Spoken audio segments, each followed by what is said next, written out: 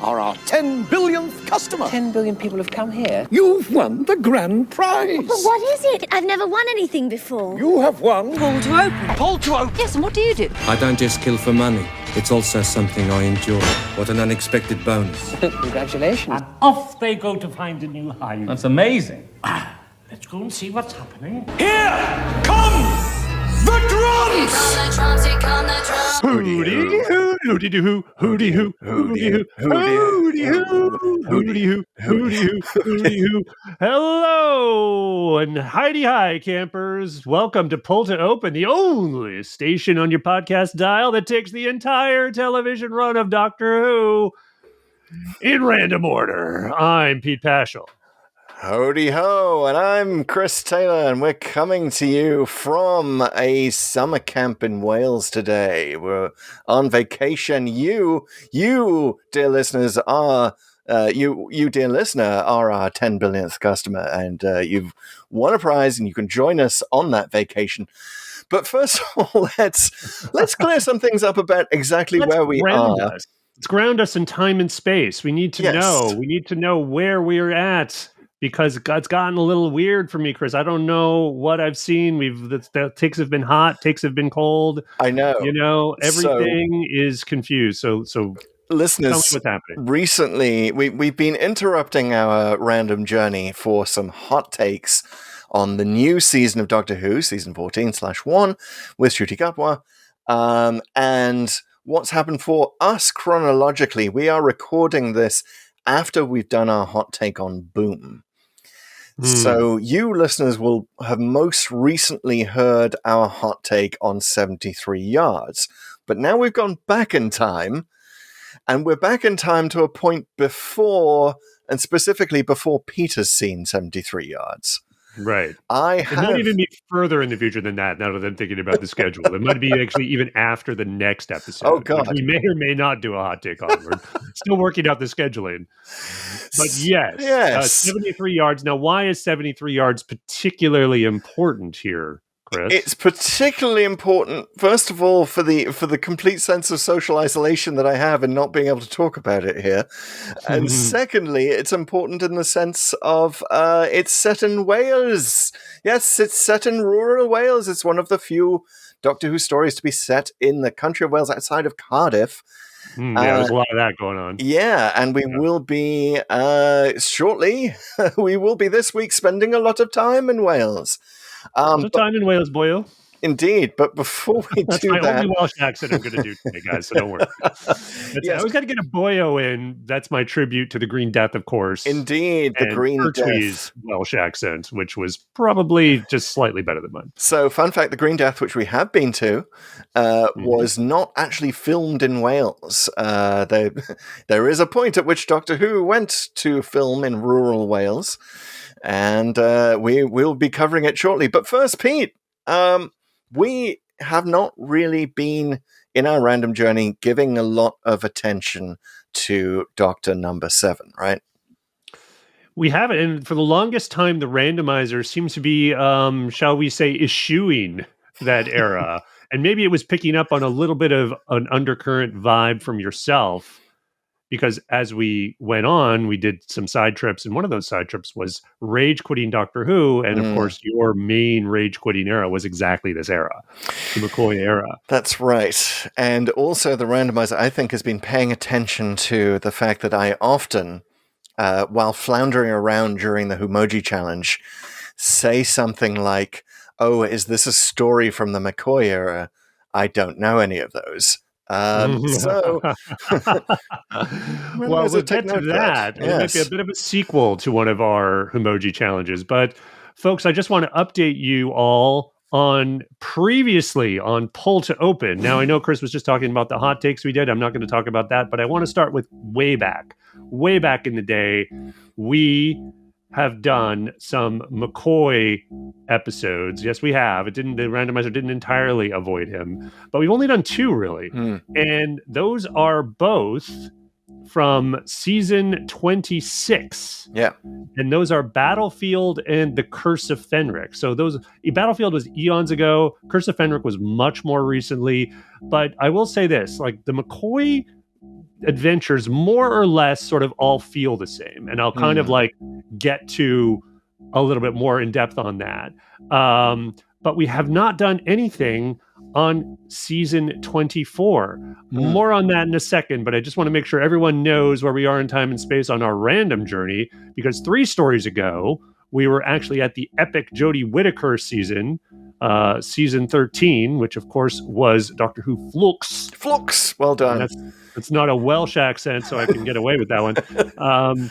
And then we transitioned very quickly into the current era. So the randomizer took us to what was then the most recent episode of the entire series, The Church on Ruby Road. Not Ncuti Gatwa's debut, but his first full episode as the Doctor. That's right. Randomizer brought to you by Disney Plus. And then I think the randomizer was getting a little confused itself. It needed to ground itself and sort of like get some stability. So it decided to fall back on some comfort food, which of course meant we had to go to the randomizer's favorite Doctor, which everyone knows is Peter Capaldi. That's right. Doctor. That's right. The randomizer stepped on a butterfly, or at least it saw space babies and was very interested in the notion of stepping on butterfly and time travel. And it took us to Thin Ice, which is one of the most, where they really get into this discussion of stepping on a butterfly and changing history. And of course, hashtag RIP Pete, hashtag never forget. We lost that companion there. Sorry, Pete. Well, and I think the randomizer, and certainly us to some extent, built up some confidence from this adventure, because it ended up being one that I think really improved for all of us on second watch. And then it was like, okay, the randomizer's like, I can do this. I can go to the era I've been avoiding most of the time for our entire run here on Pull to Open. We're on season 5 of this podcast. Can you believe it, folks? But you know where we actually went in the series? It was season 24. Serial 3, Delta, and the Bannermen. That's right. Not only is this the first 3-episode with 25 minutes per episode story since Planet of Giants. We're not counting two Doctors, which we've also been to, different episode length. But yeah, so it loves those 3-parters. And yes, Delta and the Bannermen. The randomizer also knows that, on the Whomoji challenge a few weeks back, go listen to the Flux episode. Flux. And, sorry, I got to put a money in the Flux jar for not saying Flux. And you will hear me absolutely floundering as Pete tries to say, what is the mathematical symbol known by a triangle? What's it called? What's the Greek letter? And I'm just floundering. And you're never going to live this down. I'm never going to live it down. Offering yourself up here on the altar of the Whomoji challenge. That's right. Wait, I just said it. Oh, no. No. So anyway, I just wanted to say that obviously the randomizer listens to the Whomoji challenge. I'm not entirely convinced that the randomizer isn't behind all of these people who are sending in emoji challenges. It really wants to rub in the Delta and the Bannermen thing. And actually, if you listen to those episodes, there are a couple of episodes where I mentioned Delta and the Bannermen as if Delta and the Bannermen was the name of a rock and roll group in that story, because I thought it was. Because I knew that one thing I knew about Delta and the Bannermen was that it was named after the 80s group Echo and the Bunnymen. Right. And I knew that there was original music in it. I knew it was been described by John Nathan Turner as like a closest thing to a musical that classic Who had. So I just assumed that there was a group called Delta and the Bannermen, and it's really kind of a weird title if there isn't a group called that. But that is what Doctor Who was doing at the time. So yes, thank you. Very fever dreamish. And I'll just say, I'll just make a quick confession here. I remember when this came out, I was so musically clueless in the 80s when I was growing up. I had no idea. I didn't find out there was actually a group called Echo and the Bunnymen until much later after I'd seen this. So it was like, and then I kind of got there was like a key sliding into a lock in my brain, and it was just like, okay, now that makes a little more sense. Yes, I do love that the original title of this was Flight of the Chimarrons, which now sounds so much like Flight of the Conchords. That could be another musical group in itself. But of course, Flight of the Conchords, alternate name for Time Flight. Okay, I see what you're doing now. You're using flight to take flight from our Yes. actual thing that we have at hand, and I've got to get back to it, which of course is the point in the show where I get to torture Chris here in the Whomoji challenge, Oh boy. where we take emojis, and these are all emojis submitted by our listeners. They put them together so that the emojis refer to a Doctor Who story somewhere in the run, and I'll describe those emojis to Chris, and he will guess the program. He'll guess the story. And So it this could is what be we're doing. it could be a story how we from play. anywhere in Doctor Who history, old show, new show, like there are 300 plus titles. And you might think, dear listener, you might think that if you're in my position, that what you would do is you would sit down before every week's episode, given that I know that I've got to do that, you would sit down, you would look at the list of Doctor Who stories, you would prevent future embarrassment by just kind of getting a firmer grip on what those titles all are. No, I don't do that. I forget every single time I come to this, and it's like the Doctor, pushing the pull to open door every single time for 800 years. I forget to prep. I forget that we're doing that every single time. I think you're stalling again. I think you've got the Codex in front of you. You're just doing it while you're just going on and on about how you don't prep. So I'm going right to it, sir. Unearthly Here we Child, go. The Daleks. Here we go. Okay. Sensorites. Yeah, that's it. Sorry, go ahead. Here it is. 5 emojis. First emoji. Squirt gun. Okay. Or gun, I guess. Gun. Because you can't actually have a real gun. Only gun emoji there is, yes. Next, supervillain. Ooh. Next, bat. Ooh. That is to say, not a bat from the game baseball, a mammal, the bat. Right. Okay. Then glass of milk. Then dragon. The Chinese dragon. Oh, God. Put that in the chat for you. What is it about dragon emojis? We've had so many of them in the Whomoji challenge. I know, right? I feel like they should happen more often. They really, yeah. Same with the robot one. Oh, I guess the robot one's sort of shorthand for Cyberman, and it's not here. So Well, let me just throw this in. Since we're at Delta and the Bannermen, it would be ridiculous for me not guess Dragonfire first. Since that's not Dragonfire. Not Dragonfire. I didn't think it was. What the first place my brain went to was Return of Dr. Mysterioso. oh, because the superhero, it's not that. No. Oh, okay. Then I've got nothing. All right, I'll do the default hint. Classic Who. Classic. Oh God. Okay. Supervillain bat. Crying out loud! Gun, supervillain, bat, milk, dragon. This is. You guys, you're just making this up. You have colluded with Pete to invent a Doctor Who story. It doesn't actually exist. There can't be a Doctor Who story that contains a gun, a supervillain, a bat, glass of milk, and a dragon. That's just someone's doing sounds like a. Do you want another hint? Is this you begging for another one? I'm just saying. It sounds like I've gone to see Second City or some other improv group, and they're like taking, suggestions from the audience. Yes, I want another hint. Okay, so the supervillain emoji has something on his face. A mask.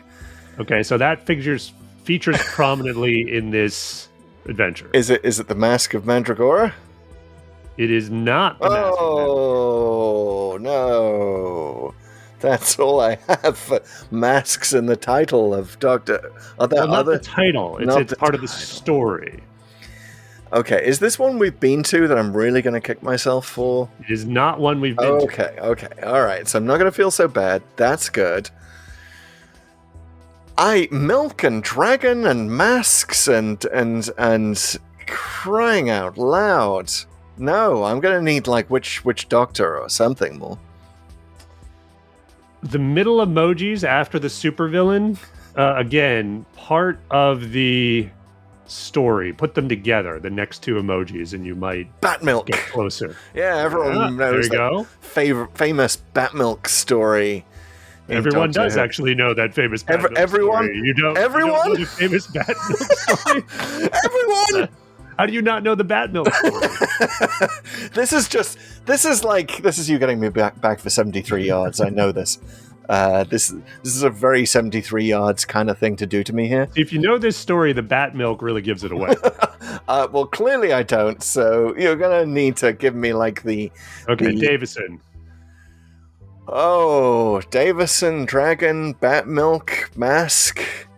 Which Davison story featured a villain with a mask and bat milk or bat's milk?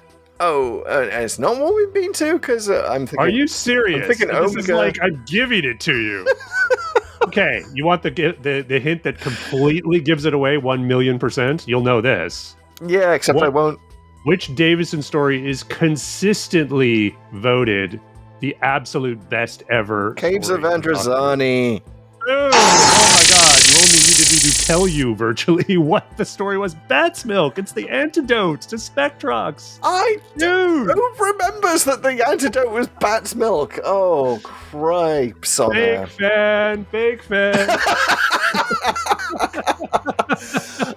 You know what? I loved Caves of Androzani as a kid. I felt good about this one for you. Like that, I thought that was going to do it. And the mask hint, come on, Shara's Jack, classic. Yes, I do remember his mask. The only other thing I remember about Caves of Androzani, apart from the end, which, I saw it once or twice as a kid, loved it. Remember the ending because it's on every Regeneration, clip show. And the only thing I remember was, like, it is, in the old, like, 70s, 80s Who, where you used to get lines on the screen where they fire machine guns. Mm-hmm. I mean, Caves of Androzani is like the ultimate thing for that, right? Yeah. Like, lines on the screen. It's some bad effects. Yeah. I mean, it's classic Who, of course. It's classic. And I gotta say, the one thing, I get what they're doing here with the dragon. Yeah. But that's referring to the monster down below, but it's also like, that was the least memorable part of that episode. Okay. Yeah. All right. Well, I will now. But otherwise, I thought it was a good one. So this is great. I want to just say thank you to CT Tig on Apple Podcasts. They left a great review, and they gave us a bunch of these, Chris. So looking forward to torturing you more with these ones. They gave us a really kind review. I'm just going to read a couple quotes from it here, just because I really enjoy it. It says, "Your podcast has given me hours upon hours of entertainment. I thought it only right to return the favor of providing you good source of TARDIS, a deep bench of Whomojis, and a piece of headcanon. Susan, did she create the word TARDIS? I actually think so. Whatever sci-fi technobabble, unpronounceable word the Time Lords used to refer to their space-time capsule is probably far too complex to be easily translated. So when Susan told Ian and Barbara about the acronym she created, that became the default human way to refer to such a machine. Thus, the translation circuit adopted it. I have always thought that we, the audience, experience the effects of the translation circuit too, and that's why we always hear the Time Lords machines called TARDISes. Nice. Right? I like that. I like this theory, that it's like she sort of primed it, and now there's some word for it, but it's like now she was the first one to kind of do it. And so to just establish it, and so she kind of did name it, and now everyone else, the TARDIS, like in other words, the Time Lords don't say TARDIS. I mean, of course they don't. They use some other weird finagling language, old High Gallifreyan or whatever. Right, and when we saw them say it in Name of the Doctor, the first time when we see that scene where Clara encourages the Doctor to steal the knackered Type 40, good one. They do actually say it in that scene, right? But of course, they're really speaking Gallifreyan in that scene. That's just our translation. And yes, Susan was the one to name it for us. I love that. I love that idea. Fantastic. Good theory, CT Tig. Yeah, really best headcanon. Really, that headcanon is a nice soothing balm after the sharp spikes of your Whomoji challenge. So appreciate it. Thank you for adding to the hours of entertainment by torturing me. And Whomoji toxemia, you might say. And now watch the randomizer take us to Caves of Androzani next. Right? Just to rub it in. I would not mind. Just to rub that bat milk in. But thank you, So CT folks, other great ways to interact with the show are on Spotify. So I'm talking to you, Spotify listeners. Every week, as you know, we give a rating to the story that we give. You too can rate that story with any of our ratings, Dalek, Ogron, Viscount, Banger, etc. and we will post those results and talk about them in a future podcast, which is what we're about to do right now. That's right. And in Church on Ruby Road. In that future podcast, one of us may smugly read the results to the other and say, see, Pete, they might say. Okay. Go on. No, go ahead. Let's just remind the folks at home. I just had my fun. You have your fun. Yes, exactly. I really, my goodness, as now that I'm up and recovered from my spectrotoxemia, I am very happy to announce that that the people love me. That's what I'm taking from this. Oh, it's you. Yes. You like me. You really like Church on Ruby Road. Of course they love you. But yes, if you remember, during our podcast on Church of Ruby Road, Pete and I almost came to blows over our differences over this. Pete, you rated it a Professor Hater. I did. Which is our rating for, pleasure in it. It went wrong, but it taught us something, right? Exactly. I rated it a Dalek, which is not the best of the best, but, solid, good Doctor Who. Good episode of Doctor Who. And with a whopping 56.3% of the vote, the Dalek has won. The people have spoken. Pete, you've been voted out of office. And sorry, Professor Hater, with a mere 6.3% of the vote. Half the Ogron vote, so more people thought that it was just irredeemably bad. That's right. 18% gave it a Lady Cassandra, which is just it looks pretty but paper-thin plot. And I definitely get that. That's one. No one wrote it at fixed point in time. Okay, here's what I'm going to say here. I'm going to get timey-wimey with this segment now. Speaking to everyone years in the future, catching up on Pull to Open. All right. Here's what we're confirming with this episode. There is an incumbent factor. The incumbent doctor. I mean, come on. It's Ncuti Gatwa is the current doctor. He's out there.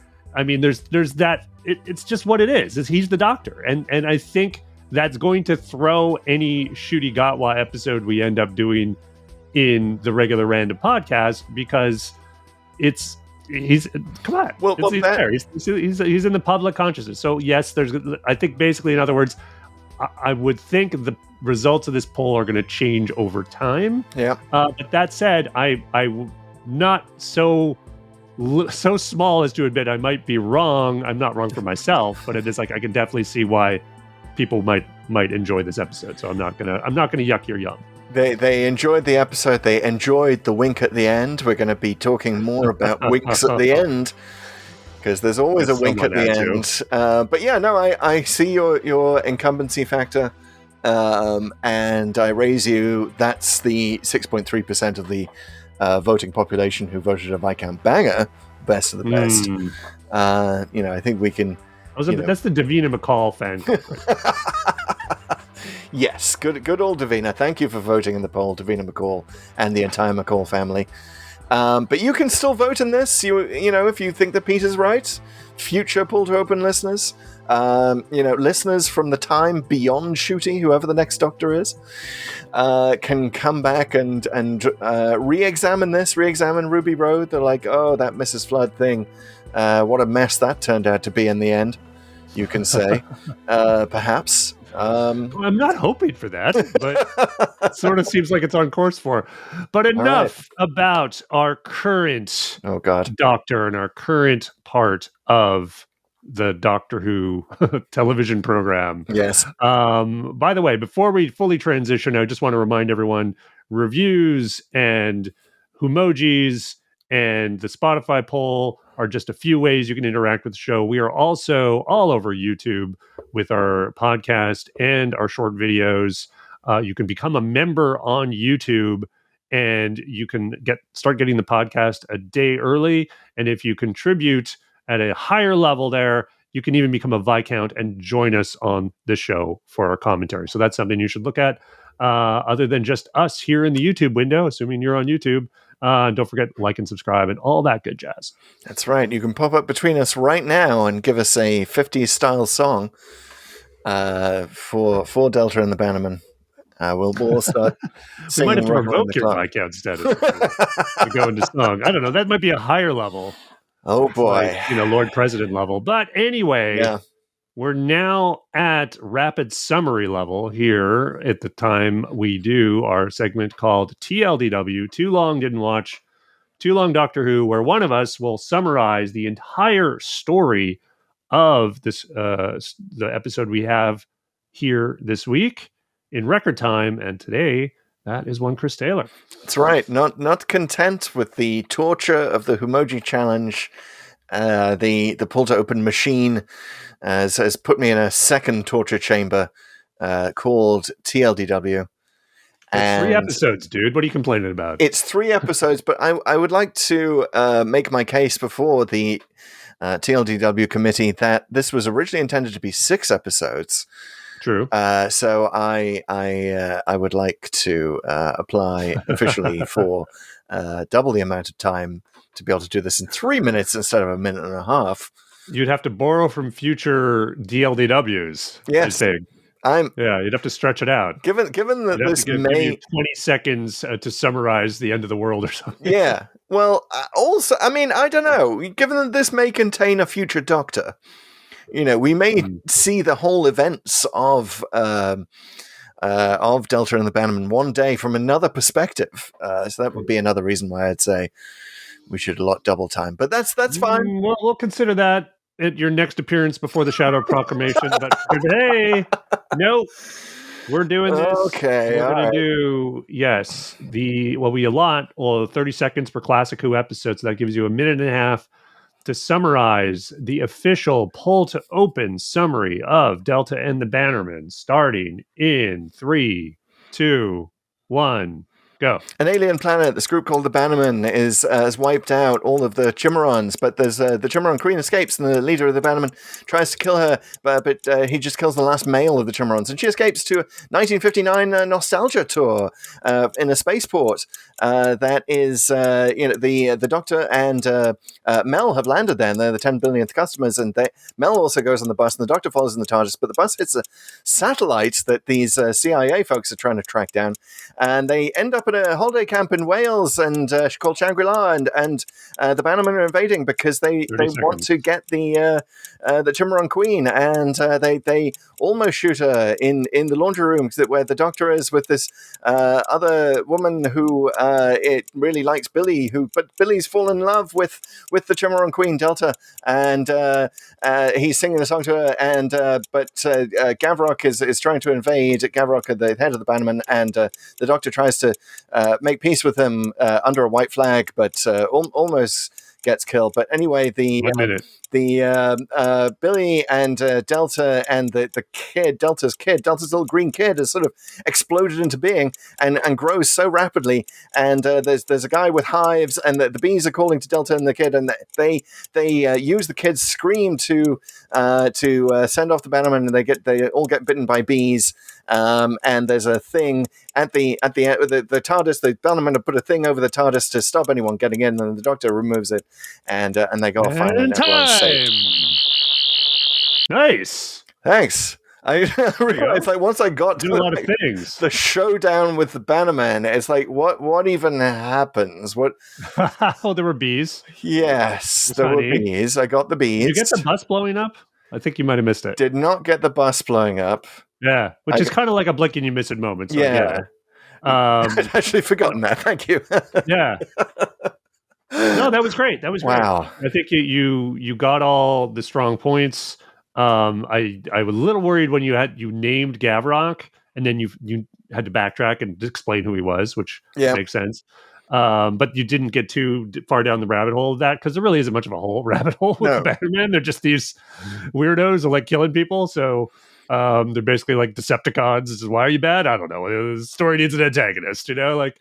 Yes, we should say that the official backstory was, in the style of Doctor Who at the time, a lot of things that would have made this story make more sense were taken out, including the explanation at the start that the Chimarons were supposed to be living on this peaceful garden planet, and the Bannermen were coming in and invading because they had spoiled their planet with environmental degradation, and they needed a fresh new planet, and the I just writer. picked Decepticons randomly, and yet it fits perfectly Oh. now with what you're saying. Because I don't know, you probably never watched Transformers. But the whole thing about the original Transformers is that the Decepticons were just trying to suck Earth dry from all its resources, which isn't quite the same environmental message, but it is sort of this similar. We're just going to take stuff because we used up everything on our planet, etc.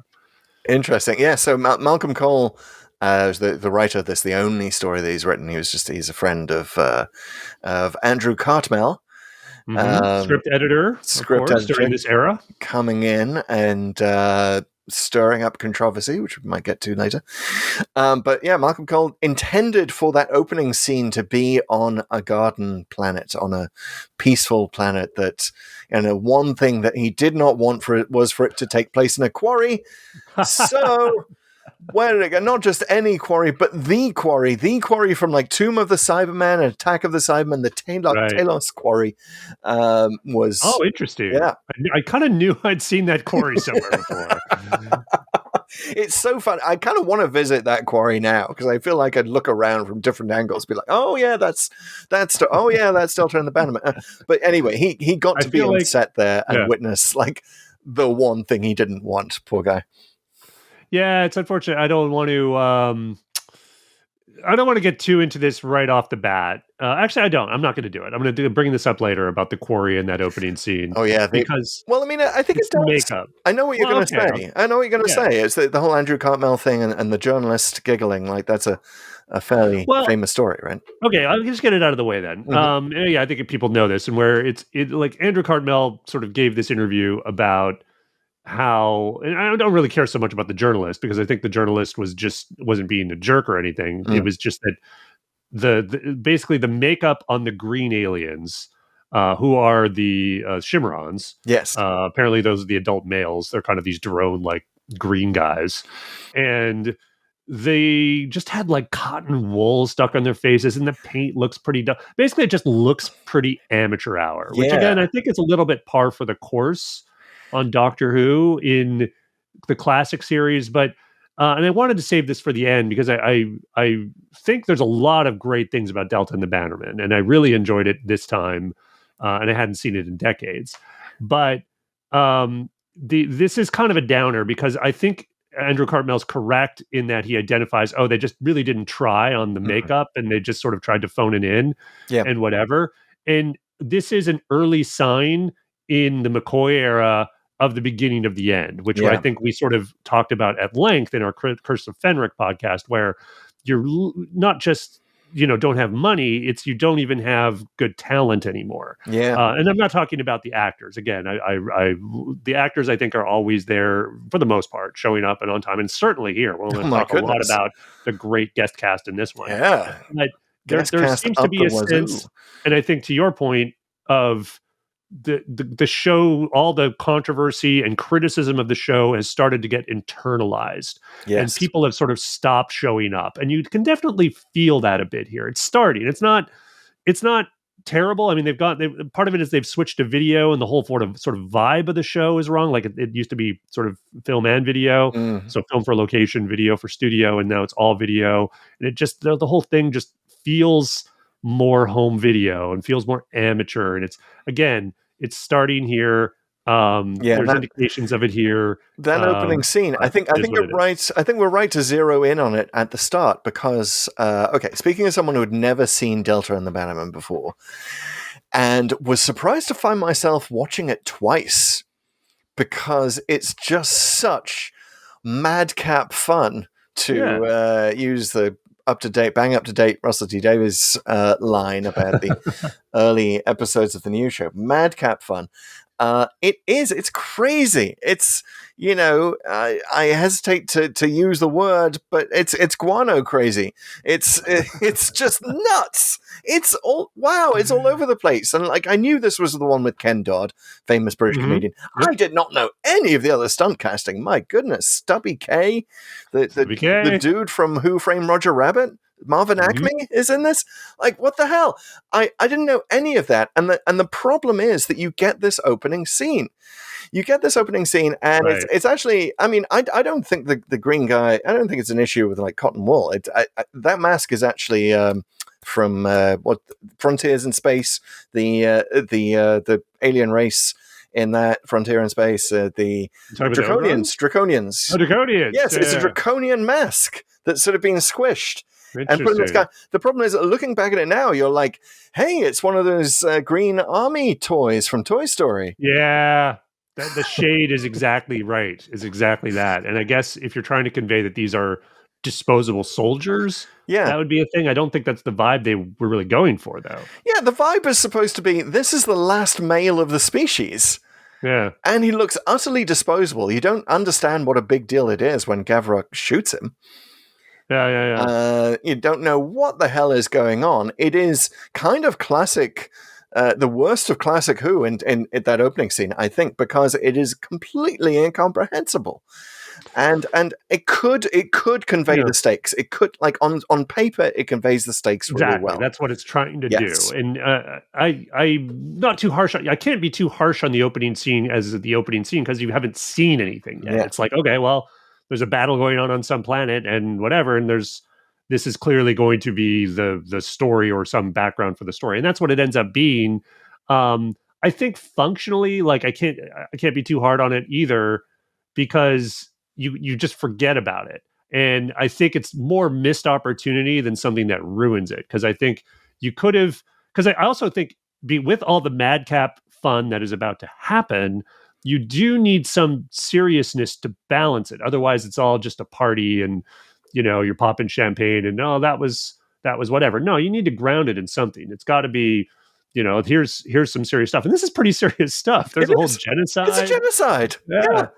I mean, we've seen this in Space Babies. New Doctor Who is not afraid of using the word genocide, but they are for some reason here. Like, it's not entirely clear to a casual viewer that that's what has happened. That Delta is the last of her race.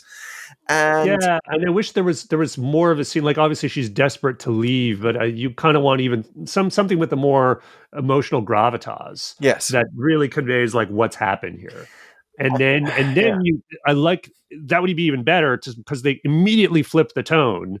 Not immediately, actually, that's not true because the Doctor and Mel look like they're in trouble somewhere, and then it's like, oh, surprise! You're these guys. You just won this thing, and it just like I gotta say, like that very first scene aside, episode 1 of Delta and the Bannermen might be one of my favorites of the classic series. I think it starts off super strong. Like, you get the Tollmaster coming in. He's like, they're talking about Disneyland, and it's like, oh yeah, which again, it's like you've won a trip to Disneyland. That's very, very prescient in hindsight. The Doctor Who has won a trip to Disneyland in the last couple of years, so that's fun.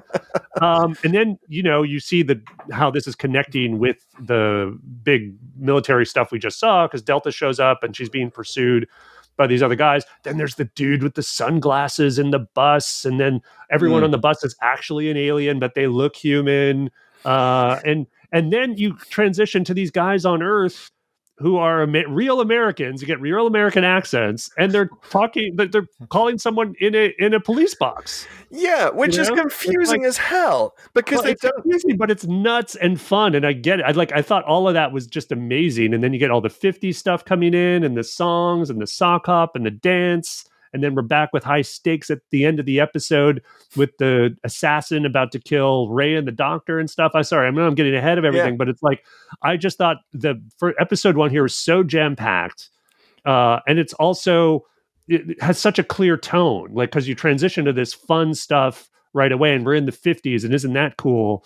You're just like on the digital stick, yeah, show me more. Give me more of this. Well, you're right in that episode 1 definitely sets out its stall, and it either rises and falls on episode 1. I gotta say, so I did watch this twice, again, totally unexpected. I cringed throughout the first viewing. I just couldn't. Like, and one of the things was that opening episode, like completely, like Belinda Main, who plays Delta, like I think, and I think actually after the second time, still, I think she may be one of the worst actors in Doctor Who history. I'm sorry, Belinda. I'm sorry, but it's just like I didn't connect with Doctor at all. She's so like po-faced to the whole thing. She just happens to have this kid. Billy falls in love with her, and you have no idea why. And it's just you're like, are you actually more in love with the baby, Billy? Because you kind of seem to be most interested in her once she actually gives birth to this weird green thing. It's kind of an egg, though. Yeah, it starts off as an egg. But Ken Dodd, let's get Ken Dodd out of the way. So Ken Dodd plays the Tollmaster.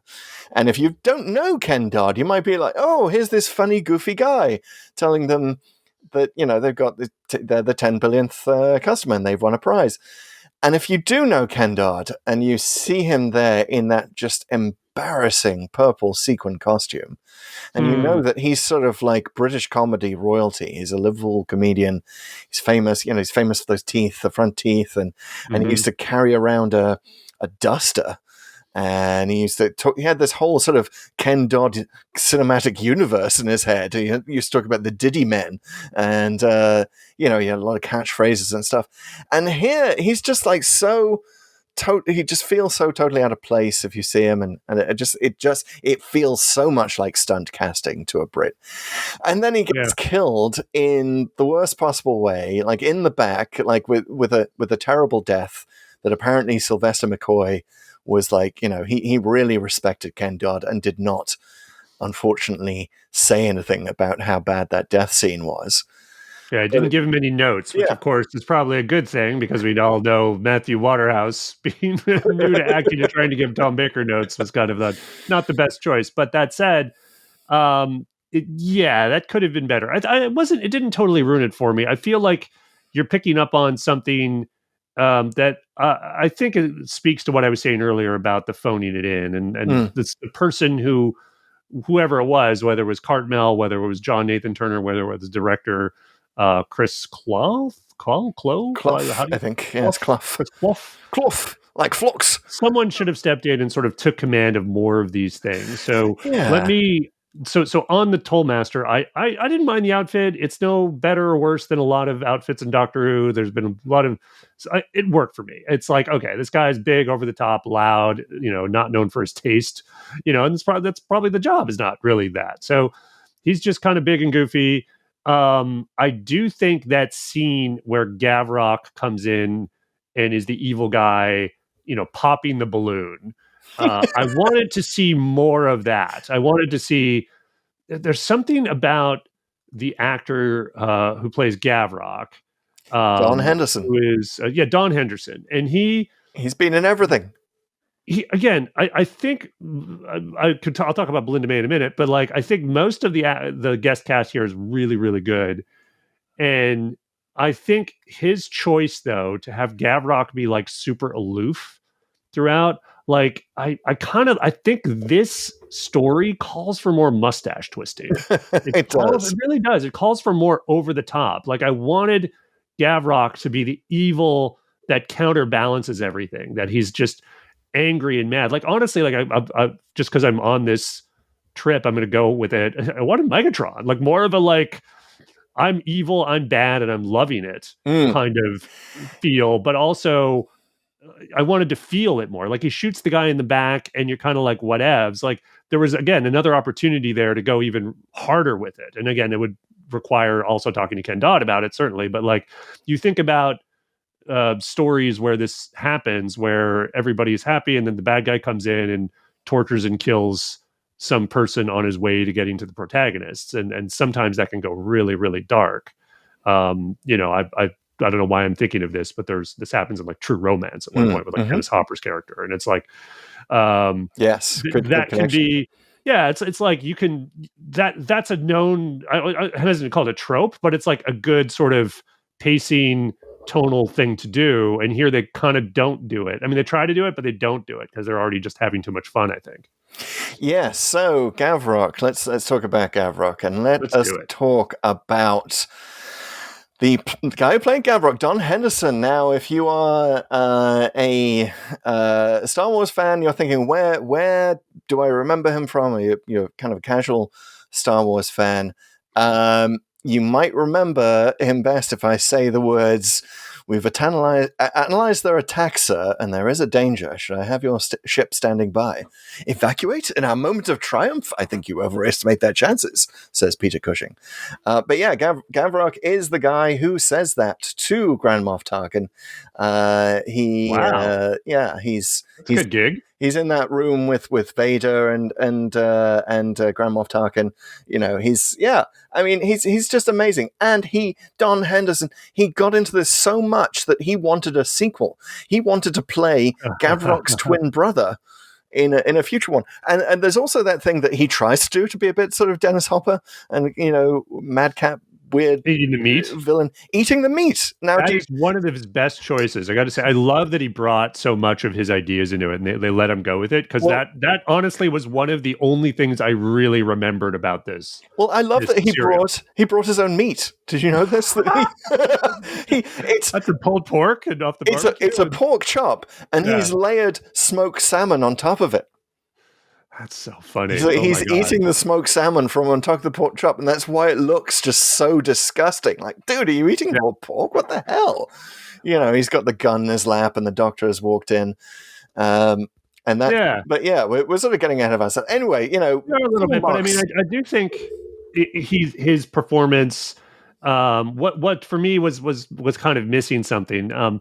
And that said, I love that scene. The only thing I don't love about it is you kind of feel like this is the scene. Obviously, okay, let's.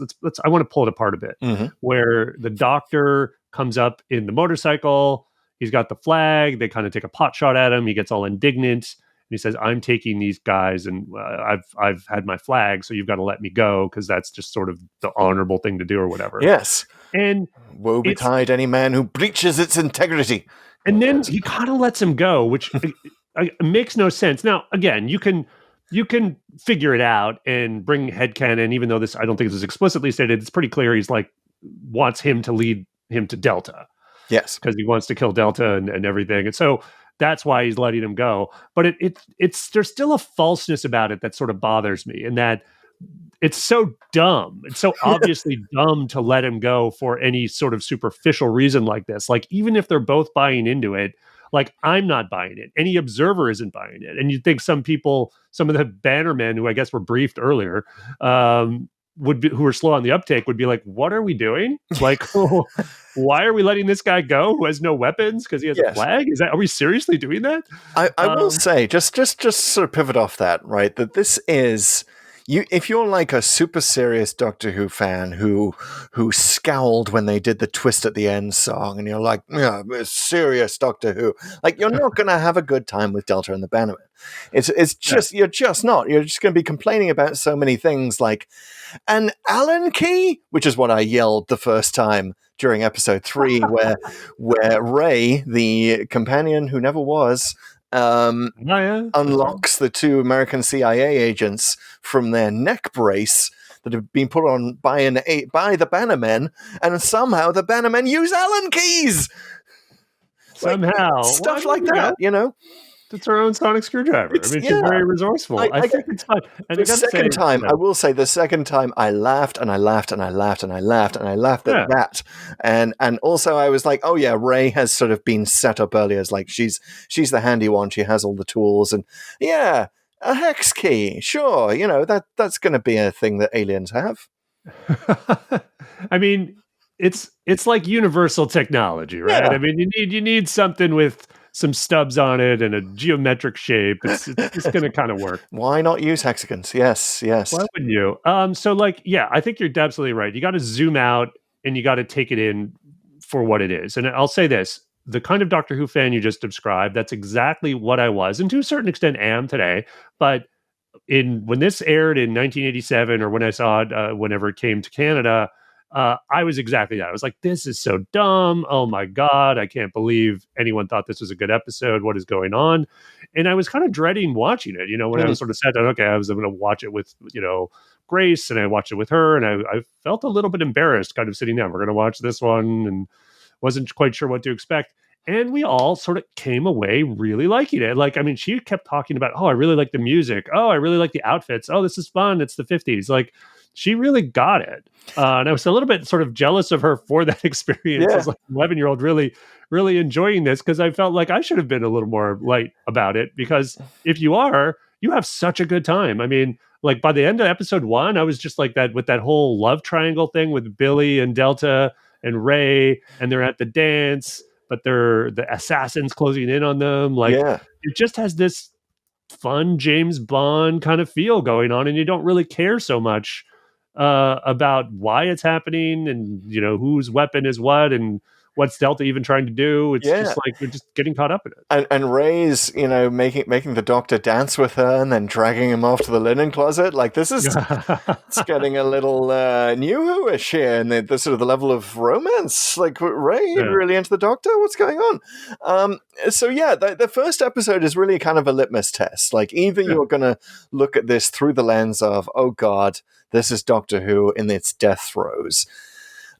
Or beginning, at the beginning. But if you take that layer away of like, oh God, this is so depressing because they're just phoning it in, and look at that ridiculous toy soldier at the start.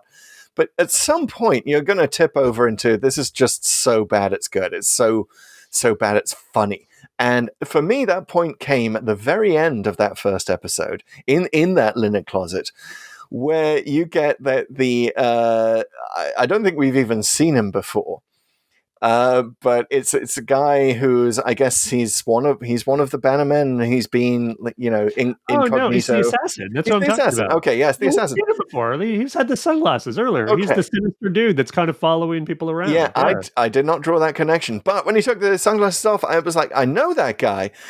I did know that guy. It's Brian Hibbard of a group called the Flying Pickets. Now, I bet that the Flying Pickets didn't make it over to the States. They were kind of one-hit wonders. They had a huge number one hit with an a cappella version of Only You by Yazoo. I don't know if you know that song.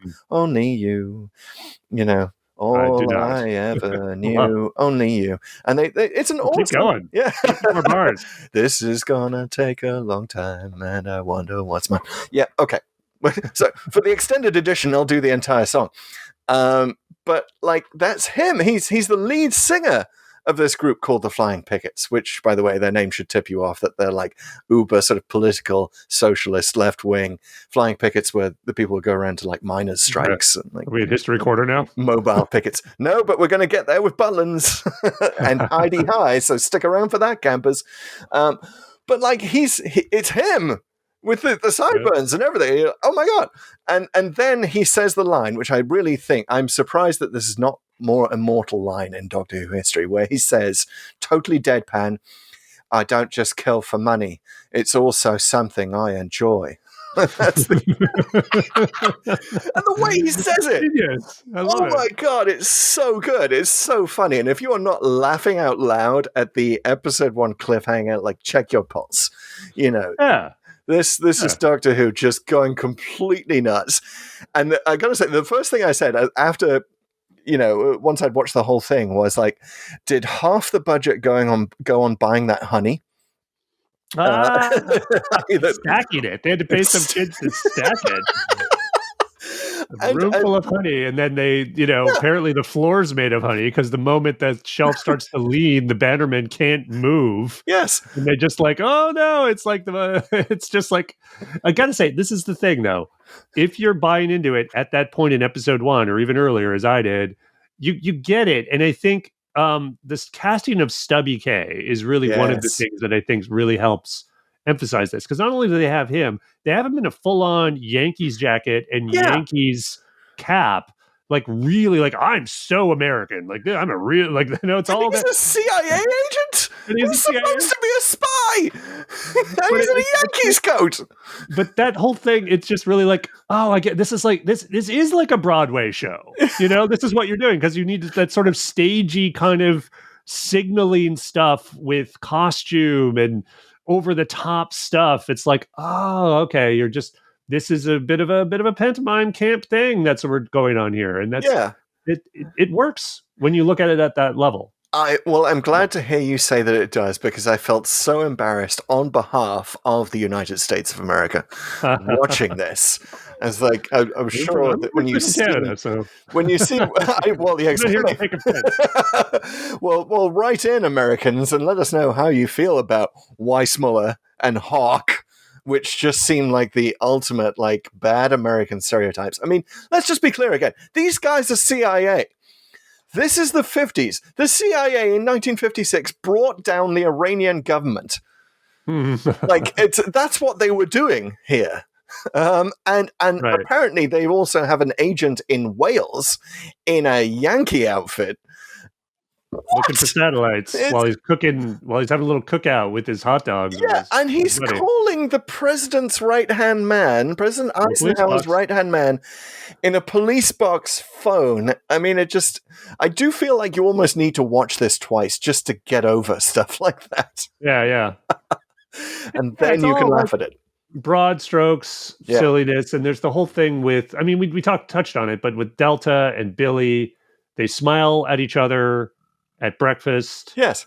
They have apparently a long conversation that goes all night long where they apparently fall in love, even though Mel is in the room. Yes, even though Mel is in the room, and this weird green smoking baby has emerged from an egg, and Billy looks at that and he's like, that's the woman for me. And I did actually find out that this was supposed to, a lot of things got changed around at the last minute in a way that made things completely confusing, very much in the style of classic Who at this time. And one of them was that Billy was supposed to enter the room before the egg hatches, before the baby is born, with the flowers. Like, so he's like into Delta then, and it's more believable that he'd be like into her more to the point of like wanting to run away with her and becoming a Timoran himself if he has a moment to sort of spend some time with her before the baby. Yeah, I do really wish that's the meat. Like, if I could wish for any extra scene, I do want some kind of meet cute that at least has a couple of lines where you see what they see in each other, whatever that is. Whatever that is. And again, it also makes no sense. Again, you don't want to criticize it too much, but I'm not pointing out too many of these criticisms that it ruins the story. But it is like, hasn't she just experienced a genocide? Are you in the mood for love right now? Like, I mean, does that really make sense? Probably not. But you do kind of want something there that's a basis for it, other than pure utility. Other than, well, I gotta resire the race. You down with this? Down with this slick?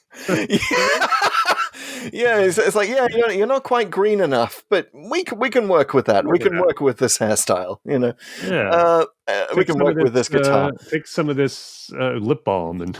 I mean, it's not too bad that it's like a tone shift from genocide.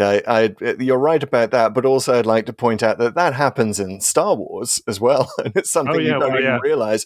Princess Leia witnesses the genocide of her planet, and the next thing we hear her say is, "Aren't you a little tall for a stormtrooper, or a little short for a stormtrooper?" When Luke Skywalker enters, like, that's the next thing. Genocide has completely left her mind by that point. So I mean, shock affects people in different ways. Yeah, exactly. Say that, but I gotta say, justice for Rey. Not only would Rey have made an awesome companion, because that's the behind the scenes here, that it was either going to be Rey or it was going to be Ace from Dragonfire. And as we all know, it was Ace. But John Nathan Turner was sort of hedging his bets, and Rey could have been a companion. And that's like, she really is the companion for this. Like, Mel and the Doctor barely speak. And for some reason, she's off at the bus, going to 1959 rather than with the Doctor in the TARDIS. Like, what's been going on here? You guys not talking?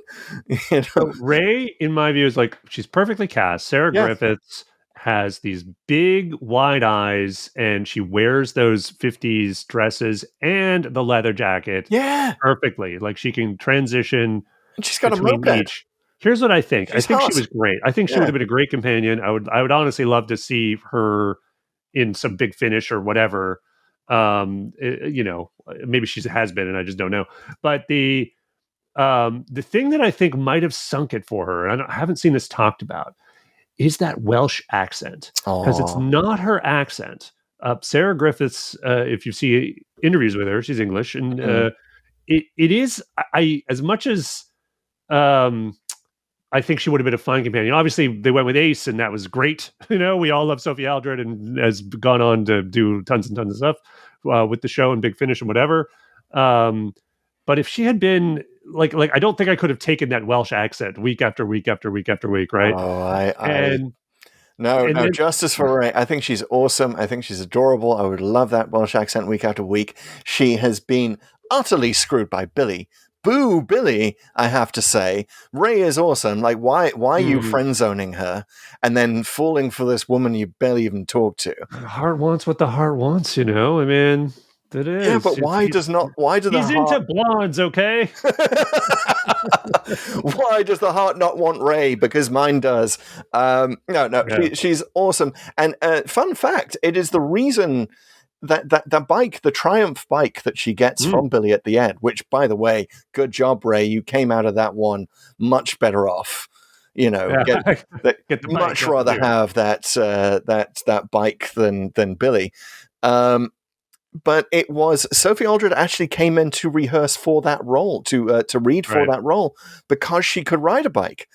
And the only reason that bike is in it is because the writer, Malcolm Kohll, was like, he loved those 50s bikes, and he was like, I'm going to write this into the story. I don't think the BBC is going to pay for it. But no, same John Nathan Turner that brought us Concorde brought us that exact bike. And it seems like Sophie Aldred could ride the bike and might have been the only one, because apparently nobody else was really good at riding the bike. It's fairly apparent when you watch it, because everyone's sort of starting it, but not really. And there's a lot of behind the scenes stuff. Like, nobody could really start. They almost all had to get it started for them. And then if you look at Sylvester McCoy, he's so tentative. Yes. And he's going so slow. And some of the far away shots, you can even see his glasses. Because which he usually took off, see what he was doing, So again, it's. I don't think this is terribly ruined, but it is a little bit not quite the beginning of the end stuff. But you kind of almost want to see it done in a more modern way. Obviously, the Doctor, as we know, great on a motorbike, especially an anti-grav one. Yep. And it's just a fun sort of rebel thing to do. It's fun. He should honestly ride one more often. He really should. I'm pretty sure. I mean, this is probably might have happened already because of the timey-wimey nature of this podcast. But we all know he's going to be on a motorbike because they've shown that with Mel, with Bonnie Langford, and we should probably talk about her for a minute. Let's talk for a minute, because she really just doesn't do anything here except wear some very 80s stonewashed jeans. Yeah, I think it's a little harsh on her. I mean, I wish she had got a little more time, doing the fun 50s stuff. Yeah. But she does get, like in a Wild Crocodile, she bonds a little bit with the bus people. Murray, who's great. Murray is fabulous. But she isn't given a lot to do. I mean, I'm nothing against Bonnie Langford, but like, this is why she wanted to leave, right? She didn't. Her character Mel was initially introduced as a programmer and said a lot of smart things. Terror of the Vervoids, right? That was her first one. That's right. And that's the one where she first screams but just stands there and screams while the aliens are barreling down. They figured out she could scream, so they made her scream more. The problem is that she was a great screamer. It makes they don't show the consequence of the scream, because like, she screams when the baby's hatched. Like, she gives a good one. I mean, I know your mom says Sarah's the best screamer. Sorry, like yes, you're right. You're right. It's all Mel. Bonnie Langford is trained. But I was just like, what? Didn't anyone hear that? Like, this place looks like it has paper thin walls. Why isn't the entire hotel now outside her room? By the way, that is, we should not go too far before saying that was an actual Butlins holiday camp, as much as it may look like a broken down American motel.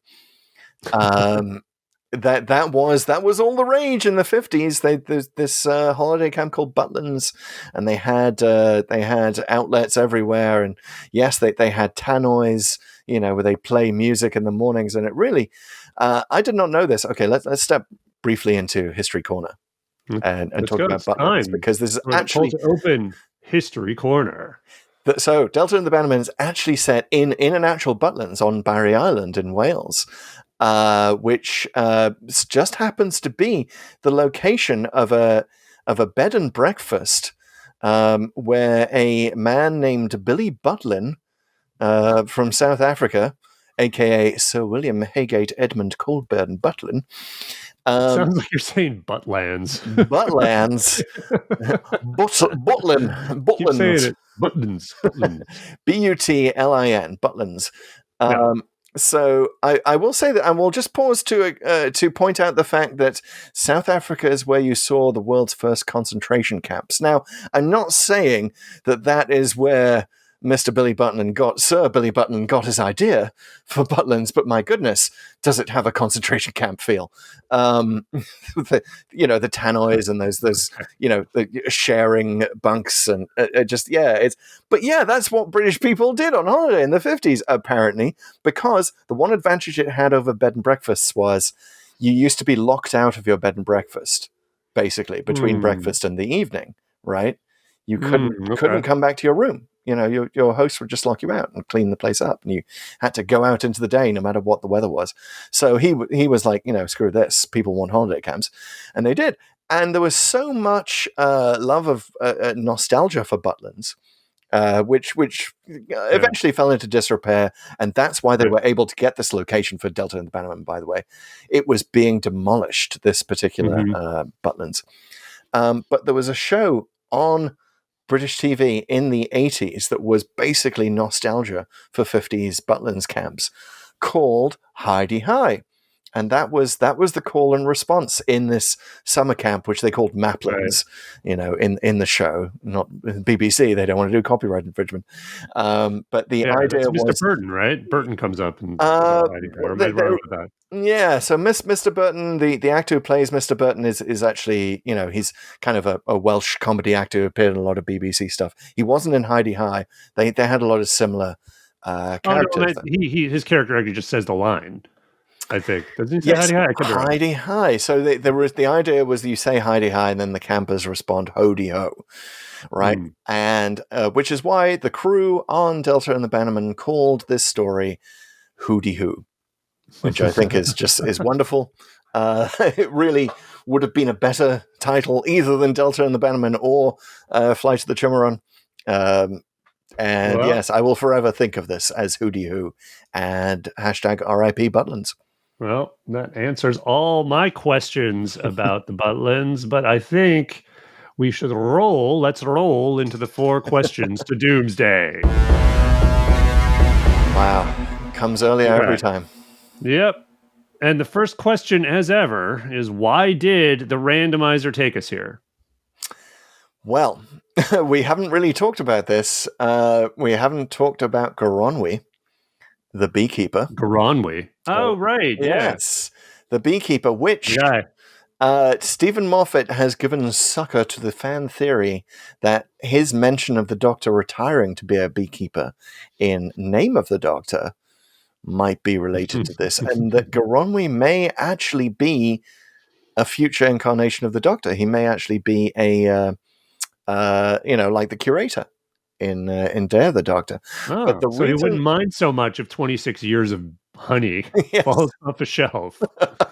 It's like that's handful of heartbeats to a Time Lord. Yeah, exactly, because your lifespan sucks, and But here's the thing: we gotta raise the question now: is Goronwy in the pantheon? Because at the very end of Delta and the Bannermen, there's always a wink at the end. Goronwy winks.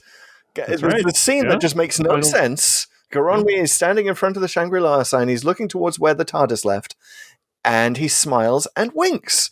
And that makes no sense whatsoever, unless he's doing it at the TARDIS, unless he's more than he said he was. Right. So I think the randomizer, in terms of Church of Ruby Road and the wink at the end and Mrs. Flood and all that, and obviously the randomizer is also keeping up with the new season and the winks of the Pantheon members, the Maestro and the Doctor winking at camera. Like, this is the perfect time for us to watch this, right?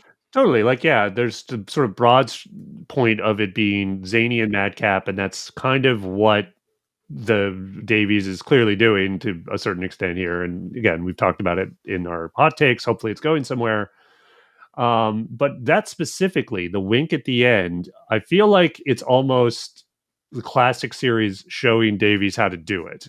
Yeah, because it's not too much. And Mrs. Flood was too much. It just was. It basically it was a bad note to go out on in Church on Ruby Road. Here, it's playful, it's fun. There's a little like, is he winking at us or is he just kind of winking? Like, you can sort of write it off if you want to. And I think that's it. That's the right balance you want to go for when you're doing that sort of fourth wall breaking.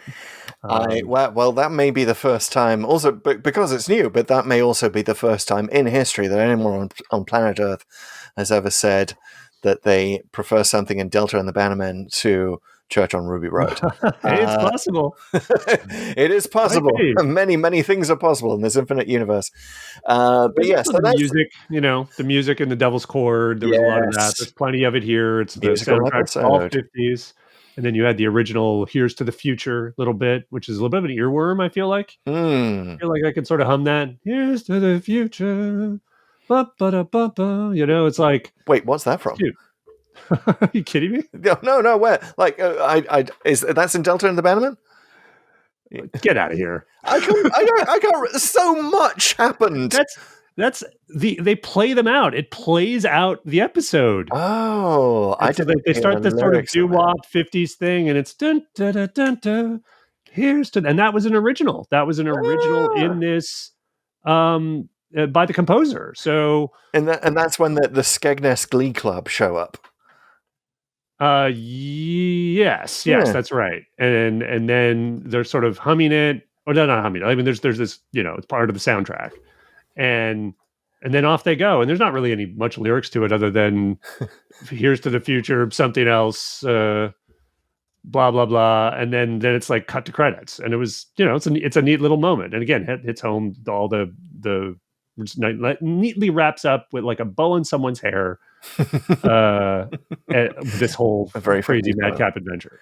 Okay. Yeah, I like it. Yeah, so the musical connection, the wink at the end. We got anything to connect it to Thin Ice? No, but we could connect it to Boom and sort of having an almost companion in it. Yeah, the almost companion. R.I.P. Ray. Yes. Well, I will say there's one more randomizer connection, which is that the randomizer knew that if it did it now, it would torture me by not allowing me to say anything about 73 yards. I will say that there is, and there's something I'm going to mention in the answers to the next question that is a 73 yards reference. The question being, of course, what if the evil plot had succeeded? Okay, you go first on this one, because I'm going to figure out how to word my 73 yards reference. Well, I didn't have a lot, because all I could figure out is like, okay, Galvrock kills Delta and her child, then goes. Yes. And there we go. So the Doctor, at one point, when he is got the white flag and he's lecturing Gavrock, he seems to say, you should be tried for your crimes. And does he make good on that? Does he report him to the Shadow Proclamation or something? Does he pursue him? Maybe, because I think Gavrock doesn't care about the Doctor. For some reason, he's pursuing Delta. And just, it feels like this is a bit of, because the Bannermen don't really have a lot of motivation other than we're bad and we like killing people and taking stuff. But there's the whole idea of like, well, we can't let anyone survive because then they'll go thrive, create some new civilization, and then they'll be out for revenge, right? So in other words, like, if we're going to kill these folks, let's make sure it's a genocide. Which is why he's sort of relentless in his pursuit of her.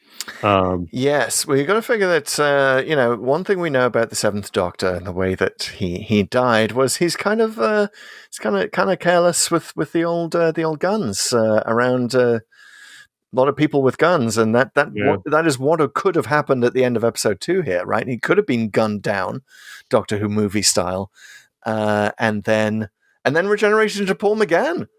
Paul McGann in Dragonfire. That's right. Just imagine that. Yeah, that would have maybe Delta. Billy's got some competition. Well, exactly. Yes, if he turns into Paul McGann a little early, then Delta wants to go with him. Ray wants to go with him. Mel's like, well, I was thinking of leaving, Doctor, but forget Sabalon Blitz. Wow, hello, hello, Hanky Doctor. Yes. Kind of like okay. that ended. Yeah, sure. It's Yeah. 80s appropriate. Yeah, so Delta dies. Jim runs her over. But what might happen there is Billy and Ray get their happy ending. Like Billy's like, I'm inconsolable. Ray's like, hey, let me console you, Billy. Oh, And be they a rebound relationship. and They'll just go for maybe the next alien lady. but maybe that should not be allowed to happen because the person they give birth to has an app in his name. I'm just going to say that, an app in his name. And all of you viewers of 73 Yards know what I'm talking about. And you know that means that Billy and Ray should never be allowed to get together. Okay. Yep, Obviously, that the app means in the name. no sense to past Pete. Future Pete right now is listening to this going, oh, okay, I see what you're doing there. But yeah, past Pete, don't think about it. Don't even think about it. I'm not thinking about it because I'm thinking a lot about the third question, which is, where is the Clara Splinter? Yes. All right.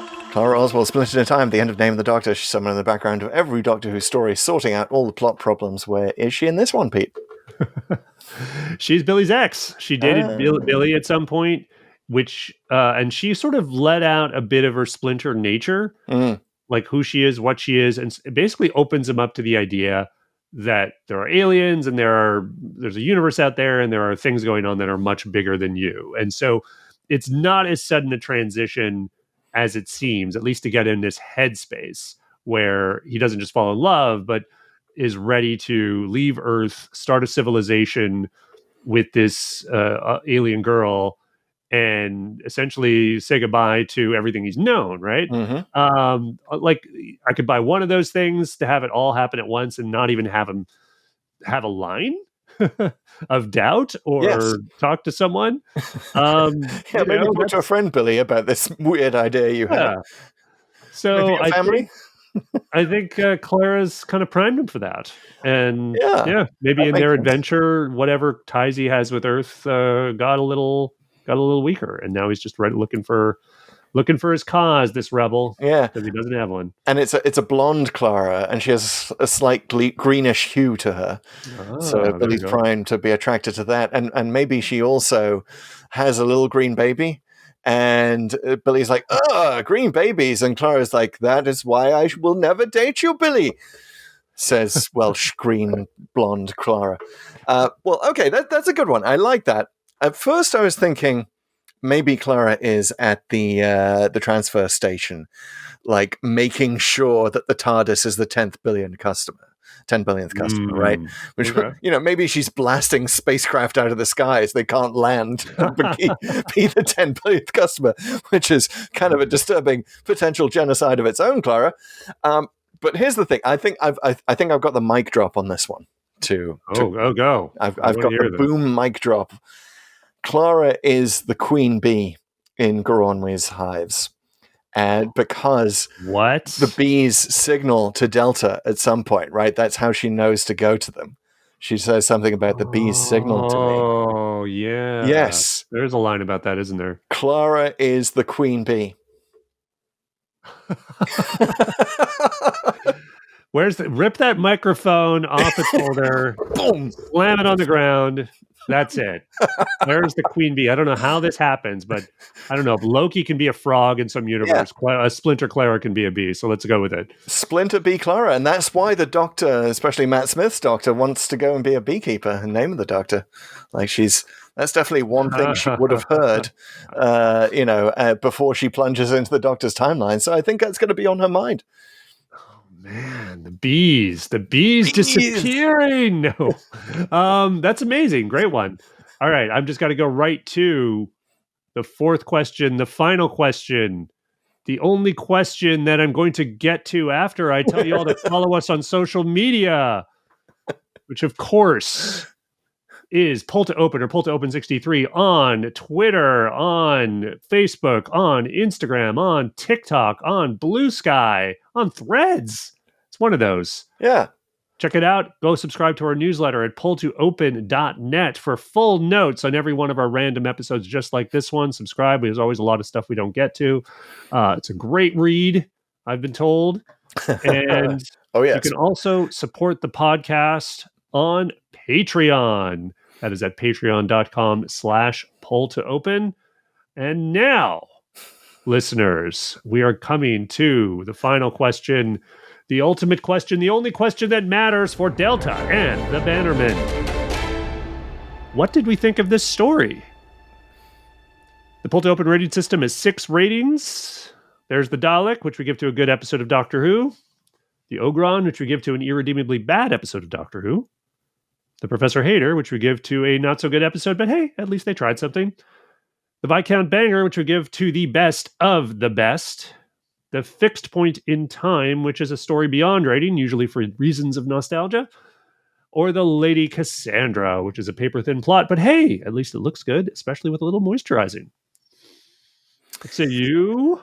Well, so thank you for reading out the those ratings, because you long-term Pull to Open listeners know that those we sometimes have bi-generation here on Pull to Open, where we pull a new rating out of those old ratings, and that has happened to a lot of these, and I sort of want to do it again.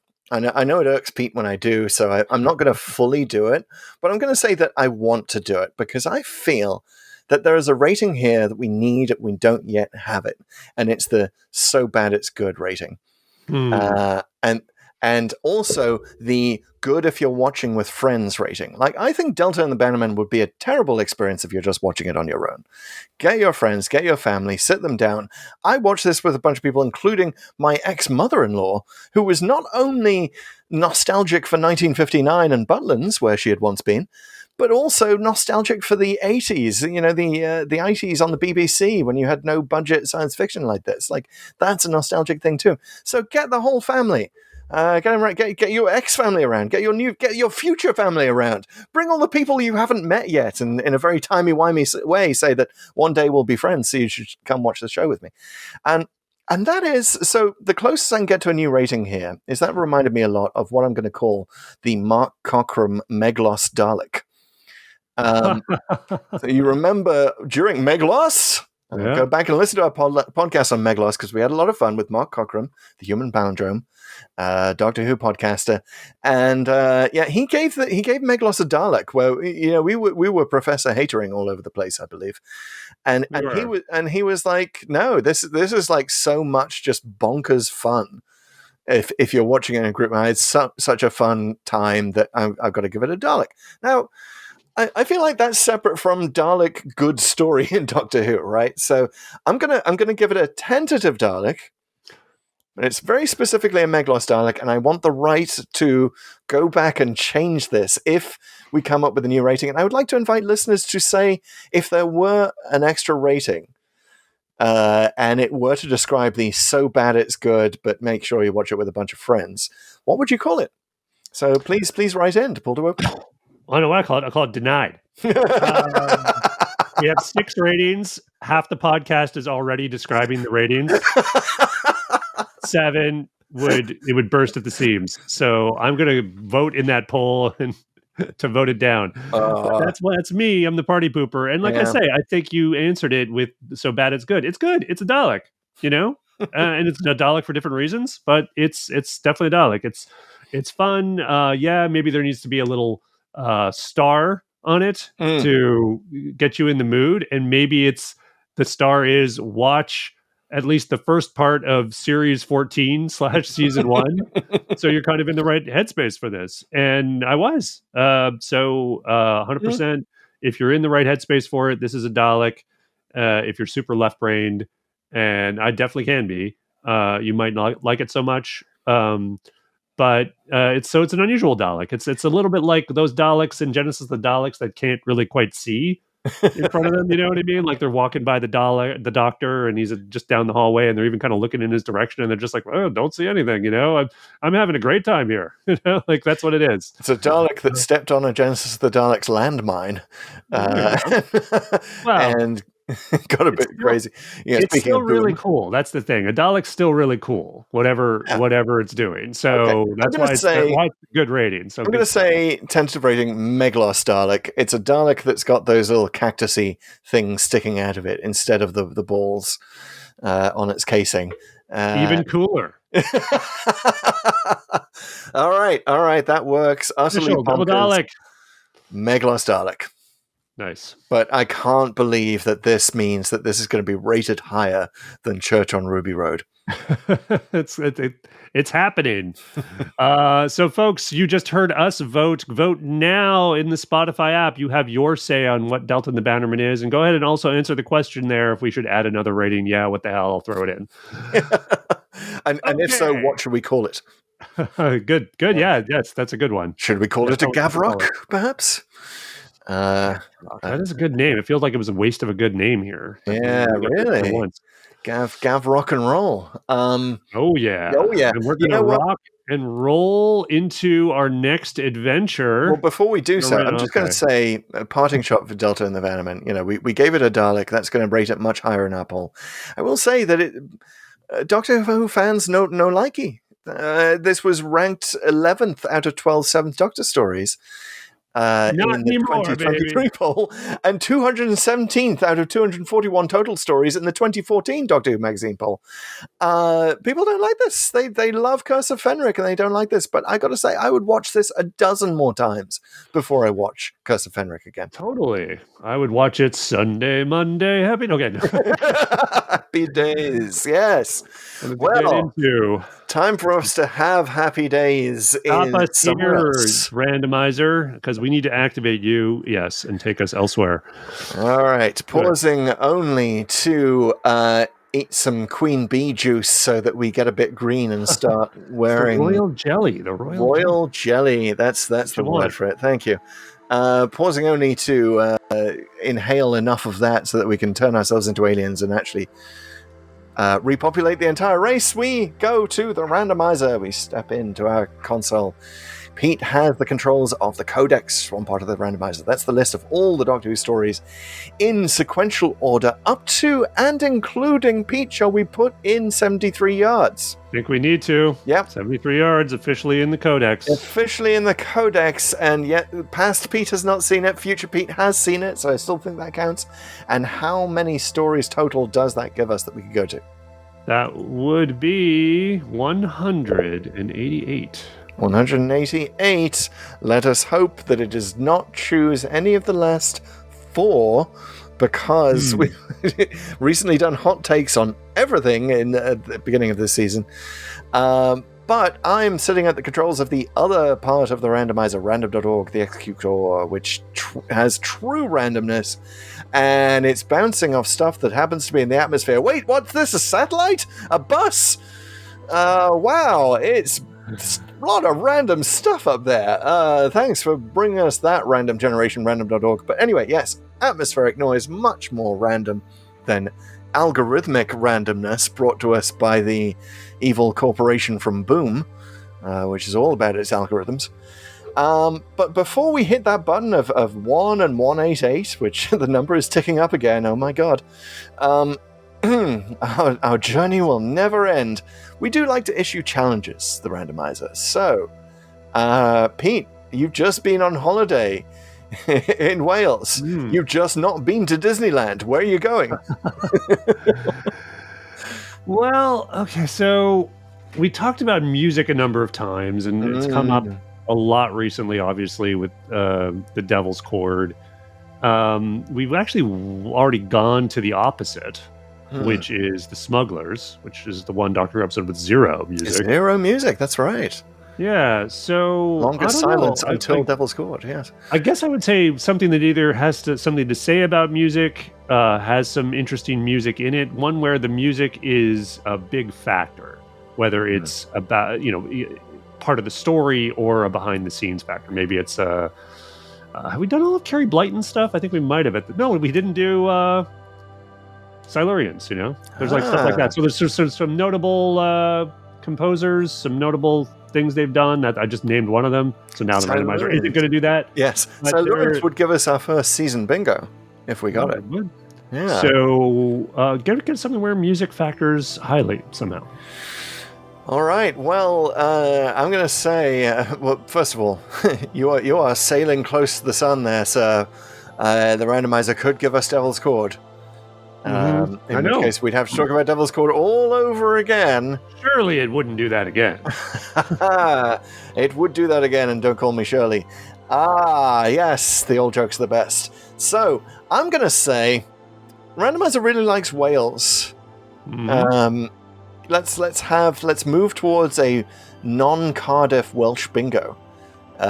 Maybe because we were at Boom, it'd be appropriate to go to Boom Town. That could be interesting. Which isn't that's not actually set in Cardiff, or is it? There's bits in Cardiff, but I think there's other bits of Wales. Anyway, give us that. Give us more Welsh to celebrate the return of the Welsh showrunner, and to celebrate Mr. Burton and his dog Pepsi, which, by the way, John Nathan Turner's dog. Don't know why they decided to put that dog in, especially in a scene with a sword. My goodness. Mr. Burton nearly took that dog's head off. Well, health and safety was only humans back then. But yes, it really was. So, yes, either give us a dog, which I'm going to say we're safe doing that because we've had Carvanista. Would a tin dog do? A tin dog, yes. Give us a tin dog. Or give us something more Welsh. So Mickey counts as a tin dog, I think. Oh, anyway. Mickey. He said it himself. He's said it himself. He's the tin dog, but we have already been to school reunion. True. But he's in other episodes. All right. Something musical, something Welsh, something borrowed, something blue. No, something musical, something Welsh, something maybe with another dog in there. Let's see what the randomizer gives us. If you give me a countdown, sir. In 4, 3, 2, 1. Whoa, Nelly. 56. We're back in the classic. Early. The Armageddon Factor. Armageddon out of here. Yeah. Wow. Anything Welsh musical or or dog based in the Armageddon Factor? Actually, is it a canine? Yeah, there's some canine action. There we go. Oh, there we go. At least we got that. Yeah, we got the tin dog. Indexed on the tin dog. So we got it. We got the Armageddon Factor. We're wrapping up the Key to Time when we've only done 2 of them. This will be the 3rd Key to Time adventure we've done after Androids of Tara and the Pirate Planet. Yes. So we're coming. That's enough, I guess, for the randomizers. You get it. Let's just jump to the end. Wait. Isn't this the episode where the randomizer is fitted? Oh my goodness, you're right. Yes. I can't believe it was we will be invading the Black Guardian with the randomizer. It's seen its own birth. That's right. That's amazing. Okay. What is going to happen next? My goodness, folks. The randomizer is going to become self-aware. So 6 episodes. I think this one might even post this podcast when we're wrapping up this season. Oh, wow. So that makes sense. It's a season ender for a season ender. Great stuff. Wow. Oh, my goodness. Yes. So, pausing only for the entirety of time and space to collapse in on itself when the randomizer, like Skynet, becomes self-aware upon watching the Armageddon Factor. We invite you to join us on the next random journey, whenever that may be. Come on back. Thank you for listening. This has been Pull to Open. It's a podcast. Podcasts are great things to follow or subscribe to. If you haven't done that yet, please do. We're available wherever you get podcasts. A great place to leave a review, of course, is the Apple Podcasts app. But even better, it would be amazing if you could simply share the podcast with a friend who you know might enjoy some commentary about Doctor Who. I want to thank everyone for listening and reviewing and doing all the things I keep asking you to do every single week. Martin West, thank you very much for all your music. He does all of our music and audio stings. And again, follow us on the socials or at Pull to Open or Pull to Open 63. We will see you next time for the Armageddon Factor. Yes. Key to Time. Let's all evade the Black Guardian between now and then. And yes, have a truly randomizer-filled week, folks.